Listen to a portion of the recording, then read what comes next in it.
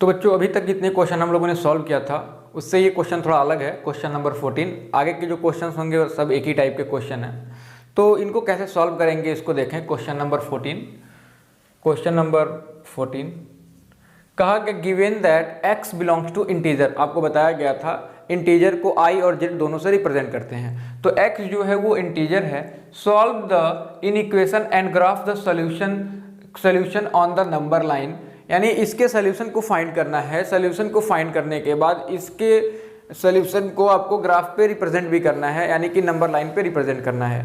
तो इक्वेशन क्या दिया गया है, इन इक्वेशन है आपका 3 is greater than x minus 4 upon 2 plus x by 3 greater than 2 and x belongs to integer. बच्चों बहुत ध्यान से देखना होता है कि x क्या लेना है। यहाँ पे x को इंटीजर लेना है और कुछ ऐसा इन इक्वेशन दिया हुआ है। तो अब आपको दिख रहा होगा कि एक यहाँ पे भी इन इक्वेशन का सिंबल लगा हुआ है और एक यहाँ पे भी इन इक्वेशन का सिंबल लगा हुआ है। तो इसको कैसे सॉल्व करें, तो थोड़ा सा ध्यान दें। अगर आपके पास इन इक्वेशन इस टाइप का दिया हुआ है a is greater then b greater than c, तो इसको सॉल्व करने का तरीका क्या होता है, एक बार आप इतने को लेंगे और लिखेंगे a greater than equal to b and बीच में एंड लिखेंगे और फिर इन दोनों को लेंगे b is greater than equal to c। ठीक है बच्चों, क्या किया गया, अगर इस टाइप का इन इक्वेशन दिया हुआ है, आगे के जो भी क्वेश्चन होंगे वो इसी टाइप के इन इक्वेशन पे होंगे, यानी उस वाले में 2 इन इक्वेशन का सिंबल होगा। तो इसको सॉल्व करने का तरीका है कि एक बार आप पहले वाले पेयर को ले लीजिए, बीच में एंड लिखिए और फिर दूसरे पेयर को ले लीजिए और फिर दोनों को अलग अलग सॉल्व करिए। अलग अलग सॉल्व करने के बाद जो x की वैल्यू आएगी उसमें देखना होता है कि उन दोनों में कॉमन क्या है, फिर कॉमन वाला ही अपना सॉल्यूशन होता है और फिर उसी को हम ग्राफ पे रिप्रेजेंट करते हैं। तो यहाँ पे जो क्वेश्चन दिया हुआ है इसको भी सॉल्व करते हैं। देखिए जरा, इसको भी हम एंड करके अलग अलग लिख सकते हैं। तो हमने लिख दिया 3 greater than x minus 4 upon 2 plus x by 3, बीच में हमने एंड लिखा, फिर इन दोनों को एक साथ लिखना होगा। तो लिखा x minus 4 upon 2 plus x by 3 greater than equal to 2। ठीक है, तो हमने क्या किया, इसको अलग अलग करके लिख दिया। अब इसके बाद क्या करना है बच्चों, ध्यान से देखें, इनको अलग अलग सॉल्व करेंगे। अलग अलग सॉल्व कैसे करें, तो यहाँ पे हमको क्या करना है, इसको तो ऐसे ही रहने दिया जैसे इक्वेशन को सॉल्व करते थे। इसका एलसीएम हमने ले लिया, 2 और 3 का एलसीएम लिया, 6 मिला। 6 को 2 3 बार में डिवाइड किया तो 3 का मल्टीप्लाई ऊपर हो जाएगा x माइनस 4 प्लस इसका मल्टीप्लाई 2 से, यानी कि 3 ने 6 को 2 से डिवाइड किया तो x से मल्टीप्लाई कर दिया तो ये 2x हो गया। यहाँ एंड लिखा हुआ है। अब बच्चे क्या करते हैं, इधर को भी सॉल्व करना शुरू करते हैं, इधर को भी सॉल्व करना शुरू करते हैं। ये ऐसा नहीं करना है, आप एक को पहले सॉल्व करते हुए आइए फिर दूसरे वाले को सॉल्व करिए। तो इसको हमने सॉल्व किया, 6 का इधर आना है तो मल्टीप्लाई हो जाएगा, तो 6 3 जा 18 हो गया और ये ग्रेटर देन इक्वल टू इस 3 का अंदर मल्टीप्लाई हो जाएगा तो 3x और 3 4 द माइनस 12 हो गया और ये प्लस 2x हो गया बच्चों। अब ये 18 ही रहा, less than equal to 3x में 2x ऐड हुआ तो ये 5x मिल गया और माइनस 12। ये माइनस जब इस साइड में आएगा तो प्लस हो जाएगा, यानी 18 plus 12 is less greater than equal to 5x, यानी ये वैल्यू आपने ऐड किया तो 30 मिल गया, इज ग्रेटर देन 5x। ये 5 इधर आएगा तो इसको डिवाइड कर देगा, 30 को 5 से डिवाइड करेंगे तो 6 मिलेगा, यानी x की वैल्यू मिल गई यहाँ से 6 से कम या बराबर। ठीक है, ये आपकी वैल्यू मिली x की। तो इसको आपने भी सॉल्व किया। ठीक इसी तरीके से दूसरे वाले को भी सॉल्व करेंगे जो यहाँ पे दिया हुआ है, इसका भी उसी तरीके से सॉल्व करेंगे। इनका एलसीएम लिया आपने, 6 मिला, 2 ने इसको 3 बार में डिवाइड किया, 3 का मल्टीप्लाई x माइनस 4 से कर देना है, प्लस 3 ने इसको 2 से डिवाइड किया, 2 का मल्टीप्लाई x से हुआ और ये वैल्यू ग्रेटर देन 2 हो गई। 6 उधर गया, मल्टीप्लाई हुआ 12 हो गया, 3 का मल्टीप्लाई इससे हुआ तो ये 3x हो गया, 3 का मल्टीप्लाई माइनस 4 से हुआ तो 3 4 द 12 और ये plus 2x greater than equal to 2 हो गया बच्चों। ठीक है, और ये 6 जाके उधर मल्टीप्लाई जब हुआ था तो 6 2 जा 12 हुआ था बच्चों। ठीक है, अब देखिए अभी आपने क्या किया, सिंपल इनका एलसीएम लिया तो 6 मिला, फिर ये 6 को आपने 2 से डिवाइड किया तो 3 बार में डिवाइड किया और इस 3 का मल्टीप्लाई आपने इससे किया तो 3x माइनस 12 हो गया और इस 2 का मल्टीप्लाई x से हुआ तो 2x हुआ और नीचे 6 था। फिर इस वाले 6 को आपने दूसरे साइड में ट्रांसफर कर दिया तो 6 2 जा 12 हो गया। अब देखिए इस 3x में इस 2x को आप ऐड करेंगे तो ये 5x मिला, और ये -12 ग्रेटर देन इक्वल टू 12, ये वाला -12 जब उस साइड में जाएगा तो प्लस हो जाएगा, यानी 12 + 12 जो होगा ये 24 हो गया, यानी जो x की वैल्यू यहाँ से मिल गई ये 24/5 मिल गई। और अगर इसको हम होल नंबर में लिखना चाहें तो ये हो जाएगा 24 को 5 से डिवाइड कर दीजिए तो 5 4 जा 20, आपका रिमाइंडर हो गया 4, यानी क्वेश्चन पहले लिखते हैं और जो रिमाइंडर बचता है ऊपर लिखते हैं और नीचे जो रहता है वो नीचे लिख देते हैं। तो यहाँ से जो x की वैल्यू मिल रही है वो कुछ ऐसे मिल रही है, ठीक है। अब देखिए जरा यहाँ से क्या बताया गया, यहाँ से मिल रहा है कि x की वैल्यू 6 से कम होनी चाहिए या 6 के बराबर होगी, और यहाँ से मिल रहा है कि जो x की वैल्यू होनी चाहिए वो 4/5 से बड़ी होनी चाहिए या तो बराबर होनी चाहिए। तो आपको क्या दिख रहा है, यहाँ से अगर आप देखें तो यहाँ से जो x की वैल्यू मिल रही है वो कुछ ऐसी मिल रही है, 6 ले सकते हैं, 6 से कम लेना है तो 5 4 3 2 1 डैश डैश डैश, ऐसे हम लोग आप पीछे की तरफ बढ़ते चले जा रहे हैं, यानी कि -∞ की तरफ जाएंगे। और यहाँ से आपको मिल रहा है कि x की वैल्यू 4/5 से बड़ी होनी चाहिए, यानी यहाँ से जो x मिल रहा है वो क्या मिल रहा है कि आपको यहाँ 5 लेना है, क्योंकि आप इस वैल्यू को लेंगे नहीं, 4 को लेंगे नहीं, क्योंकि आपकी जो वैल्यू होनी चाहिए वो इससे बड़ी या बराबर होनी चाहिए। ये नंबर इंटीजर नहीं था इसलिए इसको भी आपको नहीं लेना है। इससे जस्ट बड़ा जो इंटीजर मिलता है वो 5 मिलता है, आपने 5 लिखा, फिर 6 लिखा, 7 लिखा, 8 लिखा, डैश डैश डैश। अब देखिए अभी आपको देखना होता है इन दोनों में कॉमन क्या है। आपको बताया गया दोनों इन इक्वेशन को अलग अलग सॉल्व करने के बाद देखेंगे इनके सोल्यूशन में कॉमन क्या मिल रहा है। तो इनके सोल्यूशन में कॉमन क्या मिला, 6 और 5 इसमें भी है और 5 6 इसमें भी है, इसके अलावा इन दोनों में कोई भी कॉमन नहीं मिलेगा, ठीक है। तो इसका जो सोल्यूशन सेट होगा वो होगा, यहां मैं लिखता हूं जो कॉमन होता है इन दोनों में, कॉमन सोल्यूशन सेट। जो सोल्यूशन सेट होगा ये देखना होता है दोनों में कॉमन क्या है। तो दोनों में कॉमन क्या था, 5 और 6, यहाँ पे भी 5 और 6, तो आपने ब्रैकेट बनाया ये वाला और इसमें लिख दिया 5 और 6। तो ये तो अभी आपने सोल्यूशन फाइंड किया, लेकिन क्वेश्चन में ये कहा गया था कि इसको आपको ग्राफ पे रिप्रेजेंट भी करना है। तो ग्राफ पे रिप्रेजेंट करने का तरीका क्या है, आपको 5 और 6 को ग्राफ पे रिप्रेजेंट करना होगा। तो आपने सिंपल एक ग्राफ बनाया, एक नंबर लाइन बनाना होता है। नंबर लाइन पे आपने यहाँ लिख दिया 0 1 2 3 4 और ये हो गया 5, ये हो गया 6, ये हो गया 7, इधर -1 -2 -3। आपको रिप्रेजेंट क्या करना था, 0.5 और 6, तो आप 5 पे चले गए, इसको आपने डार्क कर दिया, 6 पे चले गए, इसको भी आपने डार्क कर दिया, और ये इसका रिप्रेजेंटेशन हो गया। आपको बताया गया था नेचुरल नंबर, होल नंबर और इंटीजर में रिप्रेजेंट करने का तरीका क्या है। आप आपके सोल्यूशन सेट में जो भी नंबर आए होंगे उस नंबर पे जाना है और उसको आपको डार्क कर लेना है। लेकिन अगर यहीं पे x belongs to real number होता तो उसके रिप्रेजेंटेशन को हम किसी दूसरे तरीके से करते और उसके सोल्यूशन सेट को हम इस तरीके से नहीं लिखते। अभी आगे के कुछ क्वेश्चन में इसको भी हम देखेंगे कि रियल नंबर के केस में कैसे करना है। तो चलिए क्वेश्चन नंबर 17 को देखते हैं।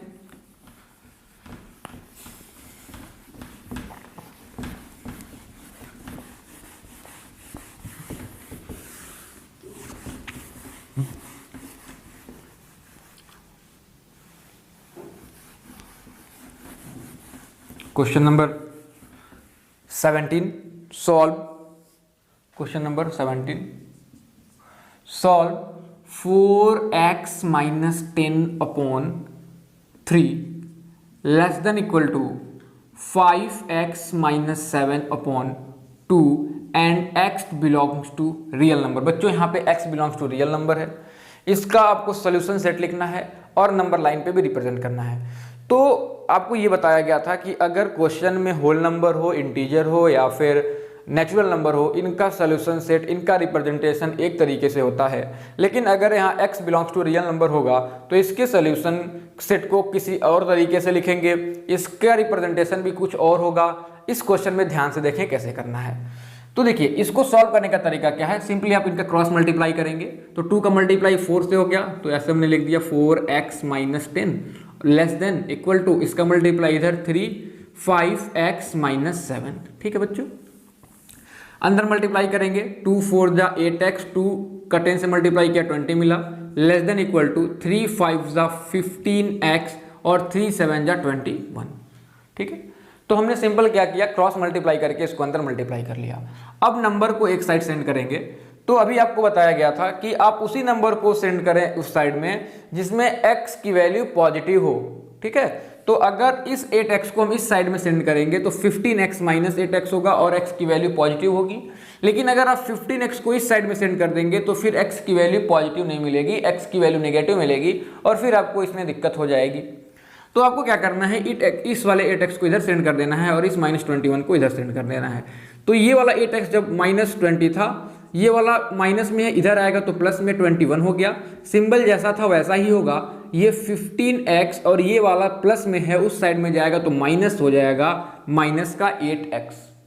अब आपने इसको सॉल्व किया तो -20 + 1 मिलके ये 21 मिलके 1 हो गया और ये लेस देन 15x में से 8x माइनस होगा तो ये 7x हो गया, यानी इसकी वैल्यू आ गई 1/7x, यानी x की जो वैल्यू होनी चाहिए 1/7 से बड़ी होनी चाहिए, ऐसा कुछ आ गया। तो हमने x के लिए सॉल्व किया, x की वैल्यू 1/7 से बड़ी आ गई। अब क्या करें, फिर से देख लीजिए, कुछ करना नहीं था, क्रॉस मल्टीप्लाई किया। क्रॉस मल्टीप्लाई करने के बाद इसको सॉल्व किया तो 2 का मल्टीप्लाई 4x - 10 से हुआ तो 8x - 20 हो गया। 3 का मल्टीप्लाई 5x - 7 से हुआ तो 5 3 = 15 और 3 7 = 21 हो गया। फिर 8x को उस साइड में सेंड कर दिया तो 7x और ये 21 इधर आया तो प्लस हो गया, यानी 1 मिला और 7 को आपने लेफ्ट हैंड साइड में सेंड किया तो ये x की वैल्यू 1/7 से बड़ी होनी चाहिए। अब इसका सोल्यूशन सेट कैसे लिखेंगे, आपको बताया गया था, लिखेंगे सोल्यूशन सेट। ये होगा, एक कर्ली ब्रैकेट बनाएंगे, x जब भी रियल नंबर होगा तो ऐसा करना होगा, आप लिखेंगे x such that x belongs to real number and x belongs to real number, और ये जो कंडीशन आया होगा इसको आप लिखेंगे x की वैल्यू 1/7 से बड़ी होनी चाहिए, तो आपने लिख दिया x इज ग्रेटर देन 1/7 और ये ब्रैकेट को फिर क्लोज कर देंगे। ये इसका सोल्यूशन सेट होता है। क्वेश्चन में आगे कहा गया था कि इसके सोल्यूशन को नंबर लाइन पे रिप्रेजेंट भी करिए, तो इसको कैसे रिप्रेजेंट करिए, तो देखिए आपने एक नंबर लाइन बनाया, ये आपका 0 1 2 3 ऐसे हुआ और ये आपका 4 हो गया। अब अगर देखें कि ये 1/7 कहाँ मिलेगा, तो आपने क्लास 9th में सीखा होगा कि किसी फ्रैक्शन को नंबर लाइन पे कैसे रिप्रेजेंट करते हैं। तो ये जो 1/7 लिखा हुआ है बच्चों, ये कहाँ होगा, 0 और यहाँ पे सॉरी यहाँ 1 होगा, ये -1, ये 1, ये 2 और ये 3। अब ये 0 और 1 के बीच में 1/7 होगा, तो इसको क्या करते थे, जो डिनोमिनेटर होता था उतने पार्ट में डिवाइड करते थे, यानी 1 2 3 4 5 और 6। देखिए ये फर्स्ट पार्ट हो गया, ये second, third, fourth, fifth, six, seventh. अब आपको क्या लेना था, 1, तो आप 1 पे जाएंगे तो ये जो नंबर होगी ये क्या होगी, ये 1/7 होगा, आपने क्लास 9th में सीखा होगा। अब यहाँ पे क्योंकि इक्वल का सिंबल है तो पहले तो यहाँ सर्कल बनाएंगे इस पॉइंट पे, तो आपने सर्कल बना दिया। अब यहाँ पे इक्वल टू का सिंबल है तो आपने इसे कलर कर लिया। कलर बताया गया था कब करना है, इसको कलर तब करना है, इसको फिल तब करना है जब इनइक्वलिटी में इक्वल टू का सिंबल हो। तो यहाँ पे इक्वल टू का सिंबल था इसलिए हम लोगों ने यहाँ कलर कर लिया। अब x की वैल्यू इससे बड़ी होनी चाहिए, तो बड़ी वैल्यू के लिए ये सारी वैल्यू जो होंगी इससे बड़ी होंगी, तो आप इस वाले नंबर लाइन को ऐसे डार्क कर दीजिए, यानी आगे तक पूरा डार्क कर दीजिए। एरो जो दिया हुआ है इसको भी डार्क कर दीजिए, क्योंकि वो जो सोल्यूशन करना है वो इनफाइनाइट तक ले जाना है। तो ये पूरा इसका रिप्रेजेंटेशन हो गया, इस पूरे लाइन को ऐसे ही डार्क कर लेना है। ठीक है, अभी आगे कुछ और क्वेश्चन में देखेंगे कि कैसे इसको सॉल्व करना है। फिलहाल इसका जो है x की वैल्यू -1/7 से लेके इनफाइनाइट तक रिप्रेजेंट करना था, तो आप 1/7 पे गए, इसको आपने डार्क किया और इन्फिनिटी की तरफ जो एरो था उसको पूरा डार्क कर लिया, तो ये इसका रिप्रेजेंटेशन होता है। ठीक है, अगले क्वेश्चन की तरफ चलते हैं, क्वेश्चन नंबर 20। यहाँ पे फिर से x belongs to real number है, बहुत ध्यान से देखें, बहुत इंपॉर्टेंट क्वेश्चन है। क्वेश्चन नंबर 20, क्वेश्चन नंबर 20 काफ़ी अच्छा क्वेश्चन है, सारे क्वेश्चन समझ में आ रहे होंगे, काफ़ी इजी क्वेश्चंस हैं। बस आपको ये समझ लेना है कि इंटीजर को i और z से रिप्रेजेंट करते हैं, होल नंबर को w से रिप्रेजेंट करते हैं, नेचुरल नंबर को n से रिप्रेजेंट करते हैं और रियल नंबर को r से रिप्रेजेंट करते हैं। तो हम बात कर रहे थे क्वेश्चन नंबर 20 की, ध्यान दें।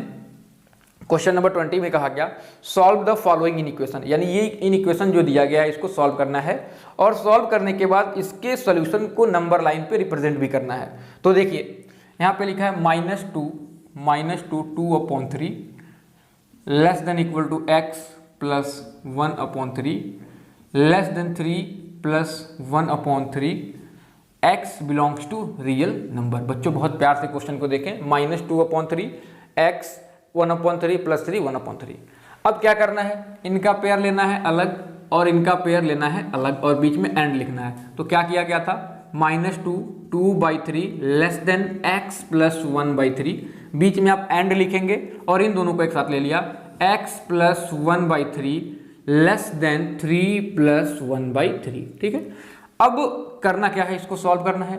तो 3 2 जा 6 और 6 में 2 ऐड हो गया तो ये 8 हो गया, तो -8/3 इधर लिखा हुआ है और इधर लिखा हुआ है x प्लस 1/3।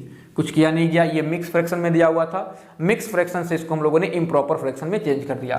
तो 3 का मल्टीप्लाई 2 से हुआ तो 6 और 6 में 2 ऐड हो गया तो 8। ये तरीका होता है मिक्स फ्रैक्शन से इम्प्रॉपर फ्रैक्शन में चेंज करने का। अब इस 1/3 को इस साइड में सेंड किया तो ये -8/3 -1/3, ये पूरा प्लस में था, इस साइड में आया पूरा माइनस में हो गया और x की वैल्यू इससे बड़ी होनी चाहिए। अब जब दोनों का डिनोमिनेटर सेम है तो न्यूमरेटर को डायरेक्टली ऑपरेट करते हैं, यानी -8 -1/3 less than equal to x, यानी -9/3 less than equal to x। ये वैल्यू इससे कैंसिल हो गई, यानी x की वैल्यू -3 से बड़ी या बराबर होनी चाहिए। इसको भी सॉल्व करते हैं। बच्चे गलती से यहाँ पे लाइन बना देते हैं, बच्चों लाइन नहीं बनाना है, आपको एंड लिख के चलना है, क्योंकि लाइन का मतलब कुछ और हो जाएगा और एंड का मतलब होता है कुछ और, तो इसलिए आप एंड ही लिखेंगे। ठीक है, तो एंड आपने लिखा क्योंकि दोनों को सॉल्व करना है। अब ये 1/3 को उस साइड में सेंड कर दीजिए, तो x लेस देन 3 प्लस 1/3 -1/3, ये माइनस और प्लस वाला कैंसिल हो गया, यानी x की वैल्यू यहाँ से मिल गई लेस देन 3। ठीक है, तो आपने देख लिया कि यहाँ पे जो x की वैल्यू होनी चाहिए वो -3 से बड़ी होनी चाहिए, यहाँ पे जो x की वैल्यू होनी चाहिए वो 3 से छोटी होनी चाहिए, और x जो होना चाहिए ये रियल नंबर होना चाहिए। तो इसके सोल्यूशन सेट को कैसे लिखें, ध्यान से देखें। सॉल्यूशन सेट करना क्या है, ये ब्रैकेट तो बनाना ही था, कभी भी रियल नंबर का सॉल्यूशन सेट लेंगे ब्रैकेट बनाएंगे, कोई भी सॉल्यूशन लिखना है ब्रैकेट तो बनाना ही है। आपने यहाँ लिखा x, कॉमा लगा के x belongs to real number, semicolon कर दीजिए यहाँ, x such that x belongs to real number. फिर यहाँ पे दो सिंबल को रिप्रेजेंट करना है, तो आप क्या करिए, बीच में यहाँ पे x ऐसे कॉमा बनाइए और यहाँ x लिखिए, और फिर देखिए कि इसको कैसे यहाँ पे हम अरेंज कर सकते हैं। x यहाँ बीच में लिख दिया, तो x से छोटी वैल्यू कौन सी है, x किससे बड़ी है, -3 से, तो इधर की तरफ आपने एक एरो लगा दिया और ये लिख दिया -3, और इधर की तरफ एक बनाया सिंबल और इसको लिख दिया 3, और ये इसका सॉल्यूशन सेट होगा। इसको लिखने में थोड़ी सी दिक्कत होती है, तो इसके लिखने का तरीका क्या है, आप पहले x को लिख दो और फिर देखो x की तरफ मुंह किसका खुला हुआ है, तो x की तरफ जो मुंह खुला हुआ था वो इनका खुला हुआ था, और जिसका मुंह खुला हुआ था ये वाले सिंबल को बनाया, और जो पीछे -3 था तो इसको लिख दिया। फिर देखना है, अब एक तो लिख दिया, दूसरे को भी लिखना था, तो पीछे की तरफ x के पीछे की तरफ इसका है, यानी पीछे वाले सिंबल को बनाया और इससे बड़े 3 को लिख दिया। ठीक है, तो ये इसका सॉल्यूशन सेट था। अब इसको नंबर लाइन पे कैसे रिप्रेजेंट करें, तो आपने एक नंबर लाइन बनाया, नंबर लाइन में बीच में 0 -1 -2 -3 -4, और इस साइड में 1 2 3 और 4 रिप्रेजेंट किया। अब जो x की वैल्यू होनी चाहिए वो -3 से बड़ी या बराबर होनी चाहिए, बताया गया था। तो आप -3 पे चले गए, एक सर्कल बनाए और इसको डार्क कर लिया। क्यों इसको डार्क कर लेना है, क्योंकि यहाँ पे इक्वल टू का सिंबल है। अब फिर से 3 तक जाना है, तो आप 3 पे गए तो इसको डार्क नहीं करेंगे, because there is no any equal symbol, यहाँ पे कोई इक्वल का सिंबल नहीं है, इसलिए आप इसको डार्क नहीं करेंगे। और x की वैल्यू इसके पूरे बीच में भी होनी चाहिए, तो इस पूरे वाले को आपने डार्क कर लेना, यानी ये पूरा जो दिया हुआ है यहाँ से नंबर लाइन को पूरा डार्क करेंगे, लेकिन 3 तक जाएंगे, 3 वाले सर्कल को डार्क नहीं करना है। सर्कल को डार्क तब कर सकते थे जब यहाँ पे इक्वल टू का सिंबल होता, क्योंकि यहाँ पे इक्वल टू का सिंबल नहीं है, इसलिए इसको हम डार्क नहीं कर रहे हैं। ठीक है, तो ये अच्छा सा क्वेश्चन दिया हुआ था, क्वेश्चन नंबर 20, काफी इंपॉर्टेंट क्वेश्चन है, जिसके सोल्यूशन सेट को लिखना था और इसके सोल्यूशन सेट को नंबर लाइन पे रिप्रेजेंट करना था। तो आप देख रहे होंगे कि क्वेश्चन कुछ भी हो, अगर मान लिया कि अगर यहीं पे r नहीं हो के अगर i हो जाता, तो फिर आपका जो सोल्यूशन सेट हो जाता वो ऐसे लिखने की जरूरत नहीं होती। तो फिर आप क्या करते हैं, इसको आपने मिटा देना है, तो आपका आंसर क्या हो जाता, इंटीजर होना चाहिए। तो -3 से बड़ा या उसके बराबर इंटीजर कौन सा होता, -3 -2 -1 0 1 और 2, फिर ये आपका सोल्यूशन सेट होता। और इसको रिप्रेजेंट करने का तरीका क्या होता है, ये बीच में जो आपने कलर किया ये कलर करने की जरूरत नहीं होती, आपका जो नंबर था उस नंबर पर जाते और डार्क कर लेते।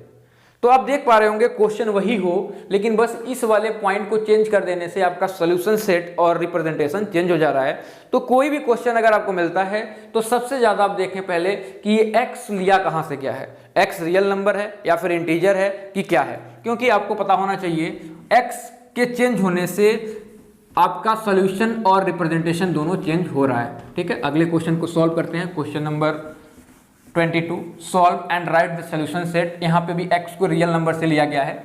अधिकतर क्वेश्चन जो होते हैं वो रियल नंबर वाले ही होते हैं, क्योंकि रियल नंबर के लिए ही आपको सॉल्यूशन सेट लिखने में थोड़ी सी दिक्कत होती है और उनका रिप्रेजेंटेशन भी थोड़ा अलग होता है। इसलिए अधिकतर जो क्वेश्चन बोर्ड्स में भी पूछे जाते हैं वो रियल नंबर वाले ही पूछे जाते हैं। तो अगले क्वेश्चन को सॉल्व करते हैं। क्वेश्चन नंबर 22, इसमें कहा गया जो इक्वेशन दी गई है लीनियर इन इक्वेशन वो 3x - 7 greater than equal to 15 - 7x greater than x + 1/3 and x belongs to real number. भाई बच्चों क्वेश्चन कोई भी हो सबसे पहले आप ये देखें कि x कहां से लिया गया है। तो यहाँ पे x कहां से लिया गया, रियल नंबर से लिया गया है। अब इस क्वेश्चन को आपने लिखा -3x - 7 greater than equal to 15 - 7x x + 1/3। अब क्या करेंगे, इनका आपने पेयर बना लेना है, इनका पेयर और दोनों को एंड से सेपरेट कर देना है। यानी आपने लिखा -3x - 7 greater than equal to 15 - 7x and फिर इन दोनों को एक साथ लिखना है, यानी 15 - 7x ग्रेटर देन x + 1/3। अब इसको अलग अलग सॉल्व करना है। -3 का मल्टीप्लाई इससे हुआ तो -3 का x से मल्टीप्लाई हुआ तो -3x और माइनस प्लस हो गया 7 3 21 ग्रेटर देन इक्वल टू इधर लिखा हुआ 15 - 7x। अब देखिए बच्चों, अगर इस -3 को आप इस साइड में सेंड करेंगे तो माइनस वाला उधर जाके प्लस हो जाएगा और यहाँ पे -7x + 3x होगा और ओवरऑल वैल्यू जो होगी वो माइनस में होगी। तो आपको बताया गया x को उस साइड में ट्रांसफर करें जहां पे x की वैल्यू पॉजिटिव हो। तो इस वाले 7x को आप इस साइड में कर दीजिए और इस वाले 21 को दूसरे साइड में सेंड करिए। तो ये 7x जब इधर आएगा तो -3x + 7x greater than equal to 15 - 21 हुआ और -3x और 7x मिलकर ये 4x हो जाएगा और ये ग्रेटर देन इक्वल टू 15 में से जब 21 को माइनस करेंगे तो माइनस का 6 मिला, क्योंकि बड़े वाले में से छोटे को माइनस करते हैं और बड़े वाले का सिंबल यूज करते हैं। तो 21 में से 15 गया तो 6 मिला और यहाँ पर सिंबल क्या कर दिया, माइनस कर दिया। अब ये जो 4 की वैल्यू है इस साइड में जाएगी तो ये हो गया x ग्रेटर देन -6/4, ये 2 से कैंसिल हो गया यानी -3/2।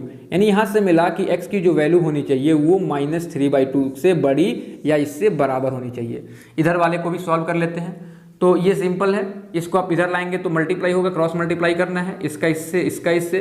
तो 3 का मल्टीप्लाई जब इधर करना है तो 15 - 7x ग्रेटर देन 1 का मल्टीप्लाई जब x + 1 से करेंगे तो ऐसा ही हो गया।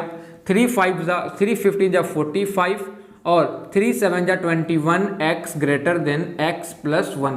अब इस 21 को इस साइड में सेंड करिए, इसको आप इस साइड में सेंड करिए तो 45 - 1 ग्रेटर देन x और ये वाला उधर जाएगा तो प्लस का 21x हो गया, यानी ये हो गया 44 ग्रेटर देन 22x। ये 22 को डिवाइड करेगा यानी 44 डिवाइडेड बाई 22 और ये x ये 2 बार में इसको कैंसिल कर दिया, यानी x की वैल्यू जो होनी चाहिए वो 2 से कम होनी चाहिए। ठीक है, तो आपको ये मिला और बीच में सब एंड लिखना है, एंड एंड एंड। ठीक है, अब x क्या था, रियल नंबर था, तो इसके सोल्यूशन सेट को कैसे लिखते हैं आपको बताया गया। सॉल्यूशन सेट आपने एक ब्रैकेट बनाना है, x लिखना है, semicolon x belongs to real number और एक कॉलम कॉमा बनाया, फिर आप x को बीच में लिख दीजिए ऐसे। ठीक है, और ब्रैकेट ऐसे क्लोज करिए। अब आपको यहाँ पे और यहाँ पे कुछ वैल्यू फिल करनी थी इनकी हेल्प से।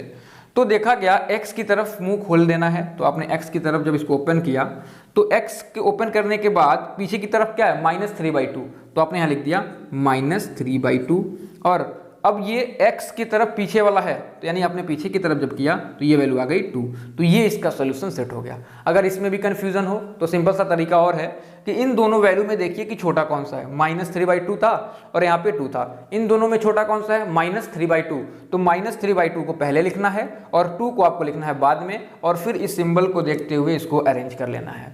ठीक है, अब इसके सोल्यूशन सेट को नंबर लाइन पर रिप्रेजेंट करते हैं। ये भी देखिए, आपने एक नंबर लाइन बना लिया, नंबर लाइन पे आपने यहाँ 0 ले लिया, यहाँ -1, -2, -3, इधर को 1, इधर को 2 और इधर को 3। ठीक है, अब -3/2 कहाँ मिलेगा, तो -3/2 को आप पहले देखेंगे तो ये इसको आप लिख सकते हैं 1 - 1.5, क्योंकि जब 3 से 2 को डिवाइड करेंगे तो 1.5 मिला। 1.5 माइनस में कहीं यहाँ पे मिलेगा, तो ये वाली जो पॉइंट हो गई ये माइनस का 1.5 हो गया। इसको आप ऐसे रिप्रेजेंट भी करेंगे, तो आपने यहाँ पे रिप्रेजेंट कर दिया। अब यहाँ पे आप एक सर्कल बनाएंगे और 2 के पास जाएंगे, यहाँ पे भी एक सर्कल बनाएंगे। अब यहाँ पे इस वाले में इक्वल टू की सिंबल थी, तो आप इसको डार्क करेंगे, और यहाँ पे इक्वल टू का सिंबल नहीं था इसलिए इसको आपने डार्क नहीं किया, और इसके बीच के जो भी ये वाले लाइन थे इस पूरे लाइन को डार्क कर लेंगे, तो ये इसका नंबर लाइन पे रिप्रेजेंटेशन होगा।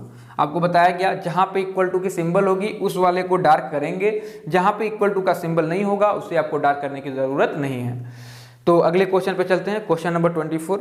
काफ़ी इजी क्वेश्चन दिया हुआ है। यहाँ पे देखिए x जो लिया गया है वो इस बार रियल नंबर नहीं लिया गया है, इस बार यहाँ पे इंटीजर ले लिया गया है। इंटीजर ले लेने से आपका जो सोल्यूशन सेट होगा वो और आपका रिप्रेजेंटेशन दोनों चेंज हो जाता है। अभी आप देखेंगे इस क्वेश्चन में कैसे इसको सॉल्व करना है। ठीक है, काफ़ी अच्छा क्वेश्चन दिया गया है, क्वेश्चन नंबर 24। इसको जरा ध्यान से देखें। क्वेश्चन नंबर 24 इजी क्वेश्चन दिया हुआ है।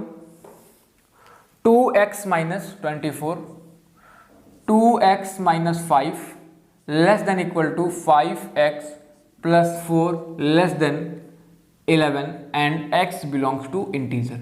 आपको बताया गया इंटीजर को i से भी रिप्रेजेंट करते हैं, इंटीजर को i से भी रिप्रेजेंट करते हैं और इंटीजर को z से भी रिप्रेजेंट करते हैं। तो इसमें कंफ्यूज नहीं होना है कि कहीं z लिख देता है तब भी आपको समझ जाना है कि वो इंटीजर की ही बात करी जा रही है।